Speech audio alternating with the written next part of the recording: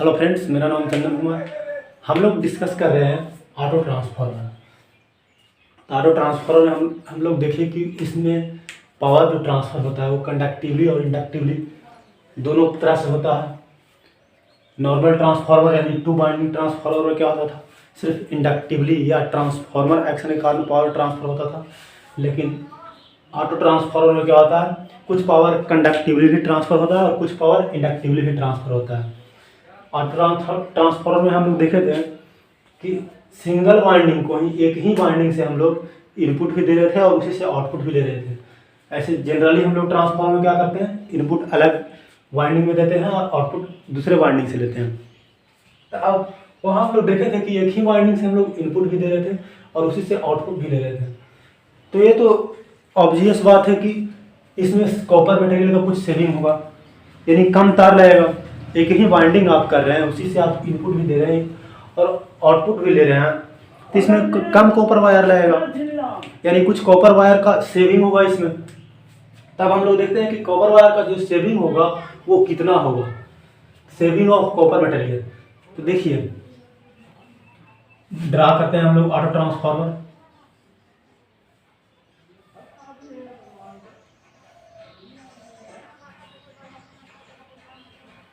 इस तरह से हम लोग ड्रा किए थे। ये था ये बी सी।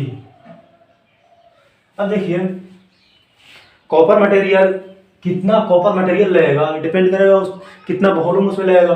तो वॉल्यूम किस चीज़ पे डिपेंड करेगा, कॉपर मटेरियल का या वायर का वॉल्यूम किस चीज़ पे डिपेंड करेगा। तो आपको पता होगा कि वॉल्यूम इक्वल टू होता है एरिया इंटू लेंथ। जैसे इसी वायर का हमको वॉल्यूम निकालना है, तो क्या करेंगे, इसको काट करके देखेंगे इसका क्रॉस सेक्शन एरिया क्या है, किसी तरह से इसका क्रॉस सेक्शन एरिया पता करेंगे, साथ साथ लेंथ हमको पता हो जाएगा तो इसका वॉल्यूम निकाल सकते हैं। तो वॉल्यूम ऑफ या और जितना वॉल्यूम होगा और उसके बाद उसका डेंसिटी क्या होगा, उस चीज़ पे वेट निर्भर करेगा। यानी वॉल्यूम पे वेट निर्भर करेगा ना, जितना अधिक वॉल्यूम होगा उतना अधिक वेट होगा। तो यहाँ से हम लिख सकते हैं कि वेट ऑफ कॉपर मटेरियल, देखिए लिख रहे हैं weight of copper directly proportional to volume, और वॉल्यूम इक्वल टू क्या होता है, एरिया इंटू लेंथ। तो weight of copper equal to क्या लिख सकते हैं, weight of copper directly proportional to area into length. क्या लिख सकते हैं, एरिया इंटू लेंथ। अब देखिए, किसी भी वायर का आप क्या क्रॉस सेक्शन एरिया रख रहे हैं वो डिपेंड करता है उससे फ्लो करने वाला करंट पर। यानी वायर का एरिया डिपेंड करता है उससे फ्लो करने वाला करंट पे, यानी area directly proportional to current. और वायर का लेंथ कितना होगा कि डिपेंड करेगा कि आप कितना टर्न दे रहे हैं। जितना नंबर ऑफ टर्न अधिक देंगे उतना अधिक लेंथ की जरूरत होगा, यानी length directly proportional to number of turn. क्या बोल रहे हैं कि area, cross section area, wire का क्रॉस सेक्शन एरिया, कितना क्रॉस सेक्शन एरिया का वायर यूज करेंगे ये डिपेंड करेगा कि ट्रांसफार्मर का करंट रेटिंग क्या है। यानी अगर ज़्यादा करंट के लिए आप डिजाइन कर रहे हैं, तो उसका एरिया ज़्यादा रखना होगा। कम करंट के लिए डिजाइन कर रहे हैं तो उसका एरिया कम रखना होगा। दूसरा बात क्या बोले कि जो वायर का लेंथ होगा, यानी कॉपर वायर जो यूज कर रहे हैं उसका लेंथ होगा वो डायरेक्टली प्रोपोर्शनल होगा नंबर ऑफ टर्न के। यानी जितना नंबर ऑफ टर्न आप अधिक दीजिएगा उतना ही अधिक लेंथ होगा। तो यहाँ से हम क्या लिख सकते हैं, एरिया डायरेक्टली प्रोपोर्शनल हो गया करंट और लेंथ डायरेक्टली प्रोपोर्शनल हो गया नंबर ऑफ टर्न। तो लिख सकते हैं कि weight of copper directly proportional to N I, weight of copper directly proportional to N I. अब देखिए एन आई निकालते हैं इस केस में, ऑटो ट्रांसफार्मर के केस में निकालते हैं एन आई। तो देखिए, ये हम लोग माने थे V1, यहाँ से I1 और ये V2, यहाँ से I2, ये चीज़ निकाले थे। देखिए यहाँ से I1 का डायरेक्शन इस तरह से था, सिंपल। देखिए इसमें I1 ये आ रहा था I1, और इस पार्ट में कितना जा रहा था करंट, I2 माइनस I1, कितना जा रहा था I2 माइनस I1। और देखिए इसमें नंबर ऑफ टर्न कितना था, इस पार्ट में नंबर ऑफ टर्न N2 था, यहाँ से लेकर के यहाँ तक, और पूरा में N1 था। और इस पार्ट में कितना नंबर ऑफ टर्न था, इस पार्ट में नंबर ऑफ टर्न था N1 माइनस N2। देखिए पूरा में N1 था और इतना दूर में N2 था, तो इतना दूर में N1 था। तो अगर हम एम्पियर टर्म निकालना चाहे इस केस में तो कितना आ जाएगा? तो देखिए यहाँ से हम क्या लिख सकते हैं, यहाँ से लिख सकते हैं weight of copper in A B portion. इस पोर्शन में निकाल लेते हैं और फिर इस पोर्शन में निकाल लेते हैं, दोनों को जोड़ देंगे। तो weight of copper in A B portion, A B portion में डायरेक्टली प्रोपोर्शनल टू क्या हो जाएगा? नंबर ऑफ टर्न और करंट। तो देखिए इसमें नंबर ऑफ टर्न क्या है? इसमें नंबर ऑफ टर्न है N1 माइनस N2। क्या है number of turn? N1 minus N2। और करंट क्या है इसमें? I1, करंट I1 है। इसी तरह से weight of copper in BC portion, BC portion क्या हो जाएगा? Directly proportional to number of turn into current. तो इसमें नंबर ऑफ टर्न क्या है? इसमें नंबर ऑफ टर्न N2 है और करंट क्या है? I2 minus I1, I2 minus I1। देखिए तो ये हो गया। तो total weight of copper in auto transformer, अगर टोटल वेट ऑफ कॉपर निकालें, टोटल वेट ऑफ कॉपर निकालेंगे तो दोनों को जोड़ देंगे, छोड़ देते हैं फिलहाल के लिए इसको। अब सोचिए कि एक ऑर्डिनरी ट्रांसफार्मर रहता है, नॉर्मल ट्रांसफार्मर रहता है। देखिए एक नॉर्मल ट्रांसफार्मर रहता, उसको सेम रेटिंग के लिए हम लोग यूज करते हैं, यानी सेम वोल्टेज और सेम करंट के लिए यूज करते हैं। तो ये V1 होता, ये V2 होता, यहाँ से करंट I1 जाता, यहाँ से I2 जाता।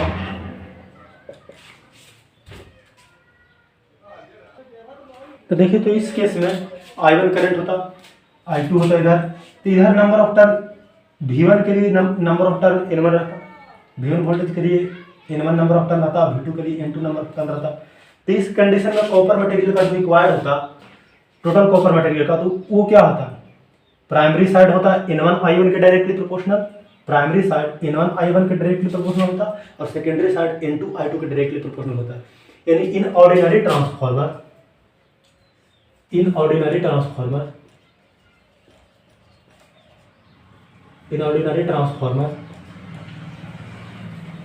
Wait of copper directly proportional to क्या हो जाएगा?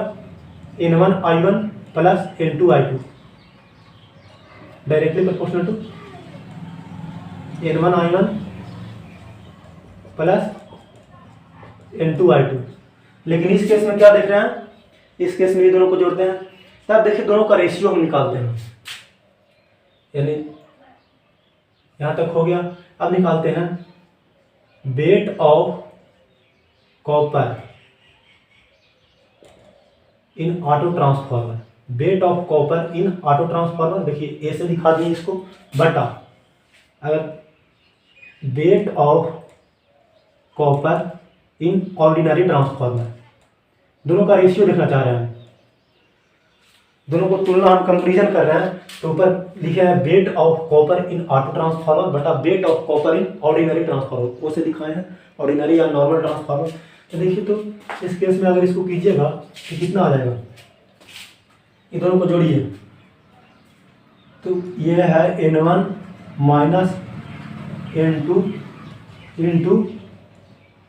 इंटू I1 है plus N2 into I2 minus I1 बटा ये हो जाएगा N1 I1 plus N2 I2। देखिए ये हो जाएगा N1 I1 plus N2 I2 हो जाएगा। देखिए यहाँ N1 I1 और N2 I2 दोनों प्लस में होगा और माइनस में क्या होगा? N2 I1 और यहाँ पर भी देखिए N2 I1। तो देखिए यहाँ पर हो जाएगा N1 I1 plus N2 I2 minus 2 I1 N2। देखिए क्या बोल रहे हैं, N1 I1 ये हो गया और ये N2 I2 हो जाएगा, दोनों प्लस में हो जाएगा। और देखिए ये माइनस में है N2 I1 और यहाँ पर माइनस में क्या है? N2 I1, यानी 2 N2 I1 लिख दिए, 2 I1 N2 I1 बटा N1 I1 plus N2 I2। अब देखिए इसका रेशियो हम निकालते हैं। अभी इस साइड मिटा देते हैं, इस साइड वाला मिटाते हैं। देखिए क्या रिजल्ट निकल करके आता है। ये पूरा चीज आपको लिखा हुआ मिल जाएगा, डिस्क्रिप्शन में हैंड रिटन PDF मिल जाएगा आपको। डिस्क्रिप्शन में आपको हैंड रिटन PDF मिल जाएगा, वहाँ पे आपको ये पूरा चीज़ लिखा हुआ मिल जाएगा। देखिए तो इसको अगर आगे लिखे हैं तो ये दोनों को अलग अलग करेंगे तो ये पार्ट तो कट करके 1 हो जाएगा। यानी देखिए इतना बटा सेम थिंग बटा ये लिखेंगे तो ये तो कट करके 1 हो जाएगा। 1 minus 2I1 into 2I1 into बटा N1I1 प्लस N2 I2। देखिए इसको अलग किए तो ये बटा ये हुआ तो ये तो काट करके 1 हो गया, तो ये हो गया 1 माइनस 2I1 I2 बटा N1I1 और N2 I2, इतना आ गया। अब क्या कीजिए यहाँ से ये जो ऊपर है I1 N2 इसको से डिवाइड कर दीजिए नीचे दोनों में, तो ऊपर क्या आ जाएगा 2 बटा ये हो जाएगा N1I1 बटा I1 N2 प्लस यह N2 I2 बटा I1 N2। अब देखिए यहाँ से क्या लिख सकते हैं 1 माइनस 2 बटा, देखिए तो I1 से I1 कट जाएगा, I1 से I1 कट जाएगा, यहाँ पे N2 से N2 कट जाएगा, तो यहाँ क्या बच जाएगा N1 बटा N2 प्लस I2 बटा I1 बटा I1। अब देखिए तो N2 बटा जब हम लोग बनाए थे ऑटो ट्रांसफार्मर उसमें N2 बटा N1 क्या था, N2 बटा N1 क्या था ट्रांसफॉर्मेशन रेशियो, लेकिन यहाँ देखिए तो N1 बटा N2 है, तो यानी यहाँ पे 1 बटा क्या आने वाला है 1 माइनस 2 बटा, देखिए N2 बटा N1 आता तब क्या होता, तो यहाँ पे 1 बटा क्या होगा 1 बटा क्या। और देखिए नंबर ऑफ टर्न के जस्ट अपोजिट में है करंट, यानी ये भी 1 बटा क्या होगा।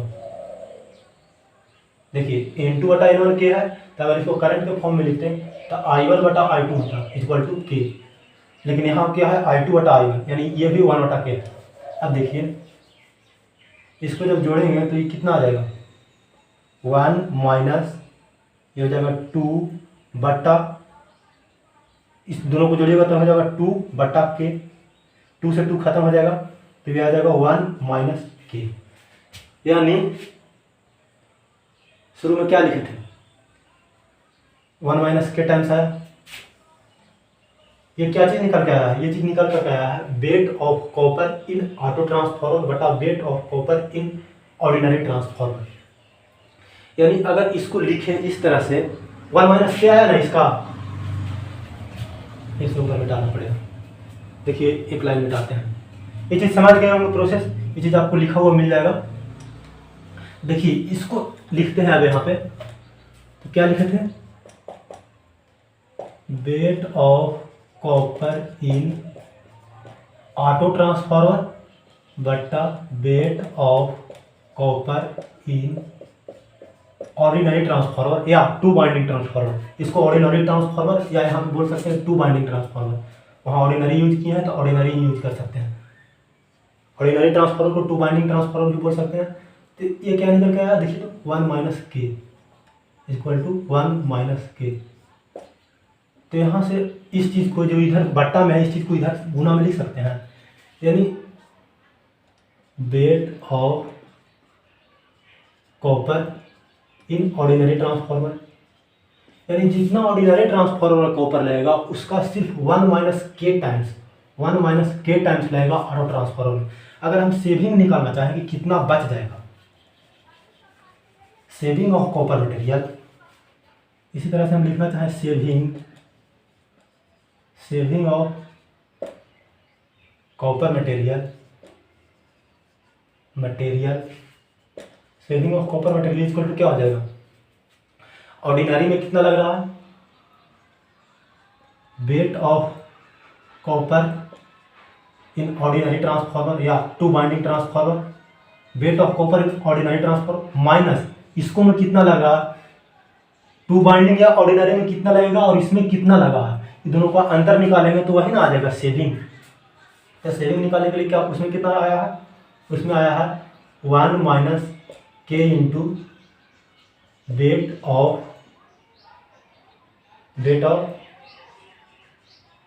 Copper in ordinary transformer.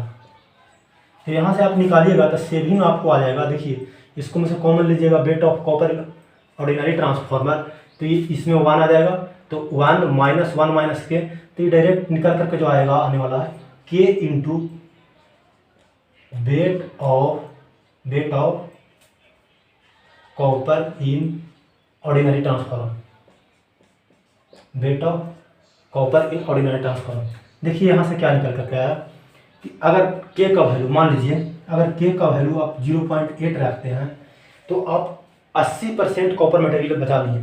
यानी अगर आप के का वैल्यू 0.8 रख रहे हैं, के का वैल्यू 0.8 रख रहे हैं ऑटो ट्रांसफार्मर के लिए, तो उस केस में हम लोग ये देख रहे हैं कि ऑटो ट्रांसफार्मर को बनाने में जो ऑर्डिनरी या 2 बाइंडिंग ट्रांसफार्मर बनाते जितना कॉपर मटेरियल लगता उसका अपेक्षा इसमें जो लगेगा कितना लगेगा 1 माइनस के, यानी 0.2 टाइम्स, यानी सिर्फ 20% कॉपर मटेरियल लगेगा, यानी 80% के टाइम्स, यानी 80% कॉपर मटेरियल बच जा रहा है।